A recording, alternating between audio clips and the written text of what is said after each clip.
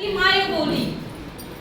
महाराष्ट्रात असे या मराठी भाषिकांचे अंतरंग, नानाविध प्रकार, अनेक बोली भाषेंचे विविध रंग, गवळण भजन कीर्तनात असे महाराष्ट्र दंग, भावभक्ती अंगाईपासून प्रेमगीतांचे नवेच ढंग.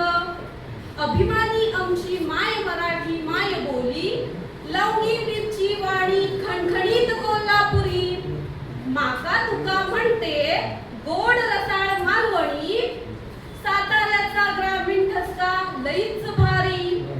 बहिणाबाई बनून येते खानदेशाची अहिराणी, कायर